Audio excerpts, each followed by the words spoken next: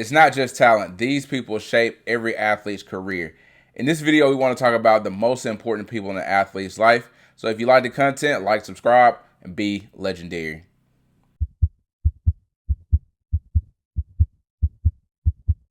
What's good, everybody? My name is Justin Miller. I'm the owner of Legends of Athletics. I've been in the sports performance industry over the last 10 years, helped countless athletes reach their goals, whether it was to be their best selves, get a collegiate level scholarship, so forth and so on. We've done it over here at Legends of Athletics, and that gives me some insight on what it is that athletes go through, what it is that it takes to be successful as an athlete, and things of that nature.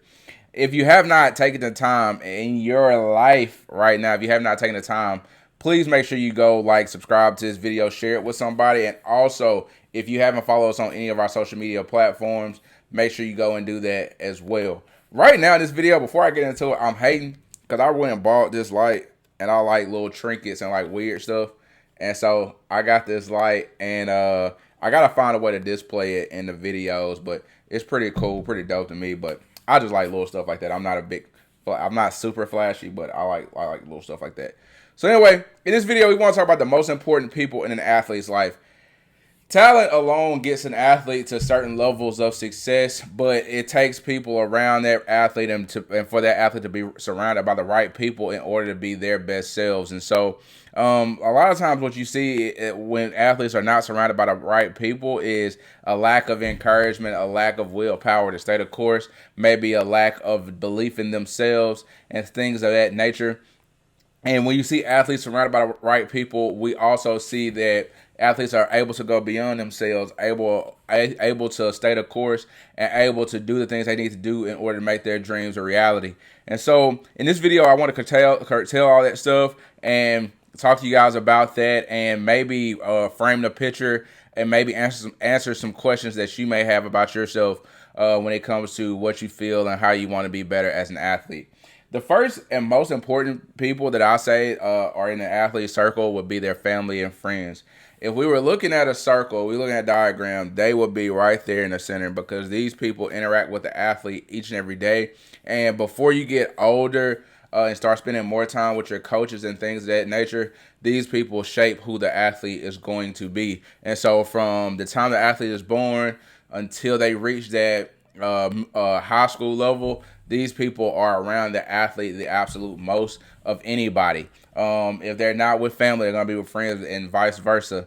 And for some people, their friends are their family, and some people, their family are their friends. It just all depends on what your circumstance is. I'm talking very general in the context of this video. And so, family and friends, how do they shape the athlete? The most important thing is the people at this juncture. Like I said, they shape the belief or disbelief. You hear things like this in some families, and it can affect people more than what you may think if you're an older adult. Let's say an athlete comes to you and says, "Well, I want to be a collegiate level athlete," and you say, "Well, nobody in this family has ever done that, so that'd be hard to do, or hard pressed to do, but I don't think it can be done." Well, you just planted the seed in this athlete's mind that it may be impossible, depending on personality traits and things of that nature. But it may be impossible, and I may not should strive for that goal, because it may be a little too big for me.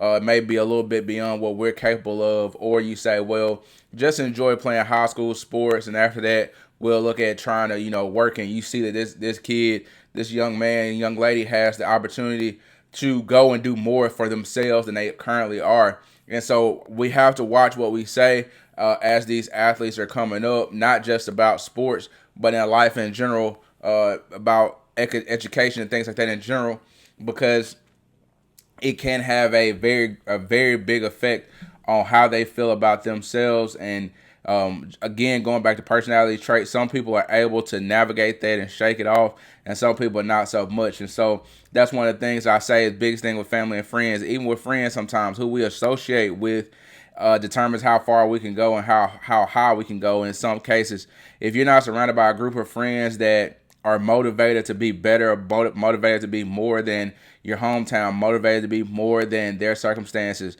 motivated to be more than what they currently are, then you are subsequently putting a glass ceiling over your head and your potential, because you will, whoever we're around, we're automatically going to assimilate ourselves to them, or they will assimilate themselves to us. But you have to think about the conversations that you have on a daily, and what those conversations look like, what those habits look like, and how we go about the course. And then ask yourself, is this helping me to be the best me possible, or is this helping me to stay the same? Again, if you look at players on the team, if you ever want to be, the way I look at players on the team is, if I have a kid that's not a particular like bona fide starter or something like that, I look at who they gravitate to. Whenever a kid gravitates to the group of friends that's always in the back laughing when coach is going over install or going over important details, then those kids tend to hang with each other and stay the same. The kids who step up and mimic and act like the leaders, they mimic and act like the people who are starting and things like that, those kids climb the ranks a little faster, because again, association just helps you by osmosis. That permeates to who's around, automatically brings everybody up. And so you can kind of tell that by just looking and observing at practice and in games and things of that nature, because it doesn't mean these people are necessarily bad. It just means that where are you trying to go, and are the actions that you're taking matching where you're trying to go in your career or your life. And so that's the question that you have to ask yourself repetitively, and that's a question that you're honestly going to ask yourself the rest of your life. The next thing is coaches. Coaches affect confidence. I see this all the time. There is a thin line between coaching hard and being disrespectful. Let's just be real. I was trying to find another word, but we got to just be real. Being disrespectful. Coaching an athlete hard is having an athlete to come up to the standards that they need to be in order to grow, in order to be who they need to be, and in order to be the best them they can be. As coaches, what we're trying to do is invoke human performance. We're trying to make this athlete come up to a level above themselves. We're trying to help this athlete reach their full potential. We're trying to help this athlete to be ready for competition. We want this athlete to be ready for battle and things like that. But that is hard coaching. Disrespectful coaching is telling an athlete, because they're maybe undersized, maybe not the easiest to work with, maybe not the most talented that you've worked with at that time, you're not good enough. You ain't gonna make it. I don't know why we bother. I'm not gonna coach you. Like, this is a waste of my time.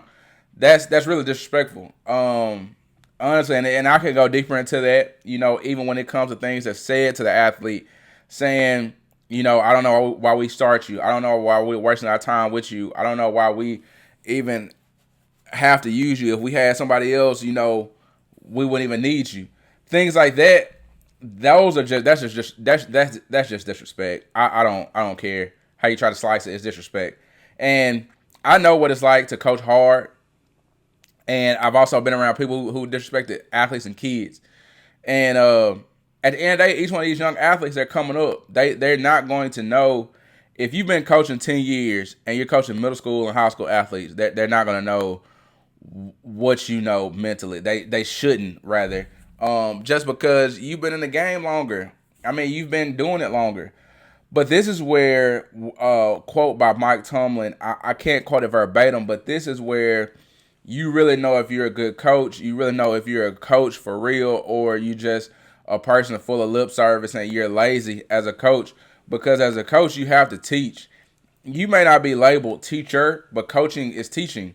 And you have to teach the technique. You have to learn the athlete, so learning your students and learn how they learn. Figure out how they learn. You have to, is this person observant? Is this person more verbal? Is this person, like, even how they respond?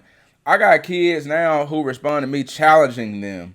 Like, when I say, man, this ain't your best game, man, that dude out there killing you. You gotta be, I need you to be better. I need you to come up. Those kids, some kids respond to that. And then you got some kids who are like, you gotta pull them to the side and say, hey, bro, hey, sis, hey, I know you're great.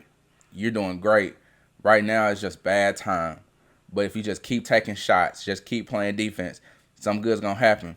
I want you to hold your head up, don't doubt yourself, and just believe in everything, all the work you put in, and something good's gonna happen.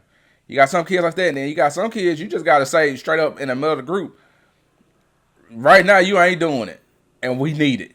And that's how they respond. But everybody responds differently, and so as a coach, you have to um take time to learn your kids and learn what they respond to and learn, how you can be a great motivator, but teacher and educator, and don't just be lazy and depend on talent all the time.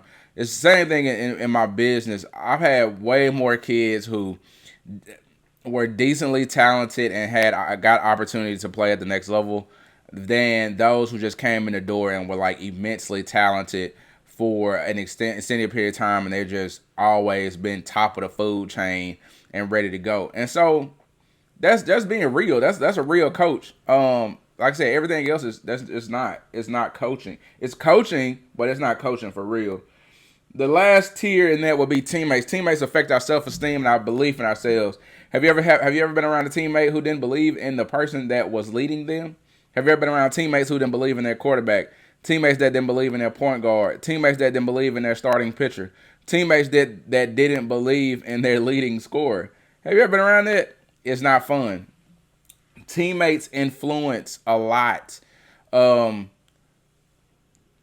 your teammates don't believe in you, I've seen a lot of kids that don't believe in themselves because teammates say things that are way, I would say, probably out of bounds to a lot of things, because teammates are your peers. Teammates see you at a different scope. They don't see you like the coach sees you. They see you as all of y'all been on the same level. And so if you're not dominating them, if you haven't earned the reps with them, if you haven't earned the trust with them in big situations and things like that, or even to take over a role, then teammates will let you know that pretty quickly. Whenever you get on the field, let's say you play defense let's use football. You say you play defense.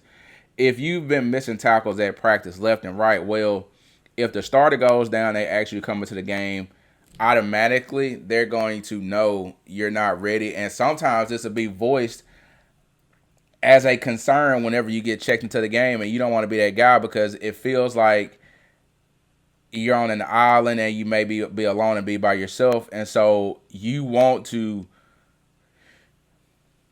garner that respect and garner that trust, but you also have to know, like, this is for parents alike, that teammates do influence a lot. And sometimes, it could be that that's just a new kid on the block. Sometimes it could be that kid hadn't earned their stripes and things like that. And so, I'm not going to say every teammate's great, because everyone is not. That's just impossible. But I will say this is that, they do influence the confidence and the self-belief, because, teammates can be harsh and cruel, but that's why you just have to take time to make sure that you're on your P's and Q's, and make sure you're on your game in order to be the best you can be. You know what I'm saying? All right, so for everybody that's watched this video to the end, I thank you. I appreciate you. Right now, we're gonna show a clip of one of my ads. I'm not selling anything, but if you can watch it, that would be great. And so we always want to self-promote. Stay to the end. I got something for you. In the world of sports, speed is the ultimate weapon. Can you harness it? Athletes in need of speed and agility training, Legends of Athletics has the perfect program for you. If you struggle accelerating, are unsure how to train for results in and out of season, cannot change directions or jump, hit the message button and set up a call and assessment today.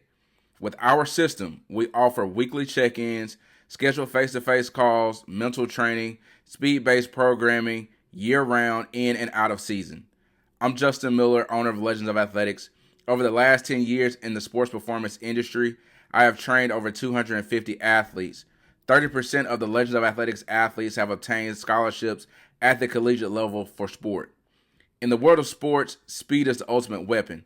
Harness your speed with Legends of Athletics through online training, custom online training, or face-to-face training. Be legendary. As a bonus, this is a bonus. The last tier is the community tier. The community are the people who You meet at the local restaurant, your local stores, and things of that nature. The people who give you the freebies, they give you discounts. They give you things for being on the team and being good. How do these people influence athletes? They boost egos. That's straight up, point blank, period. Boost egos, and that's true. The street committee there's no better committee than the street committee. As an athlete gets better, the street committee gets louder. They boost his athlete's confidence by, hey, man, coach needs to give you more opportunities, man. They need to get you the ball more. We would have gave it to him. We would have won it. We would have gave it to him. We would have had a chance at a state championship. We would have gave it to him. That's what they say. The street committee, they boost egos, and ego is great. And ego can also be your detriment. Ego, if your ego is too high, you try things that you shouldn't try. When the ego is too high, it blinds you from what you can and cannot do. When the ego is too high, it causes us to slip and fall because we are unable to see ourselves because we are inflated. And when you're inflated, you can't see your feet. So your feet ain't planted on the ground, so you're not grounded. I just came up with that, but you're not grounded. And so, the ego is good, but we got to know how to tame it. We got to know how to use it, and we got to know how to turn it on and turn it off. And so those are the things that the street committee does. Those are the things the community does. And so you have to be very careful about that, because a lot of times what I see with athletes, again, is whenever sports is over or their career is over or they no longer serve a purpose to that team, these people, they fade pretty quickly, and you don't get those discounts. You don't get that free food, freebies, and things like that. And it's quite the adjustment. And so athletes just have to be aware and cognizant of that it's very pseudo. It's not real. It's real in, I would say it's real in what they really feel, but it's not real as far as being permanent. And so unlike your family and friends, and some teammates, not every teammate, but some teammates, these people will not be, man, I had a voice crack. These people will not be around a whole lot to tell you a lot or to give you a lot of advice and things like that in your career. And you just have to make sure that you stay grounded with that in all seriousness, and make sure that you do the things you need to do. Like I said, coaches, make sure that we're doing the right things for the athlete. Good, bad, and indifferent. Be hard, but be fair. Be real. If you love on the athlete first, you can coach them as hard as they need to be. But they got to know that you love them and you care first, and then the rest is history. Families, make sure that we're being careful about what we say, with the limitations we put subconsciously or consciously on an athlete, and where they can go and what they can and cannot do. Make sure we do the things legends do. Take the road, let's travel. Teammates, be good teammates. I forgot about y'all. Teammates, be good teammates. But make sure we take the road, let's travel, do the things that we do, and as always, be legendary.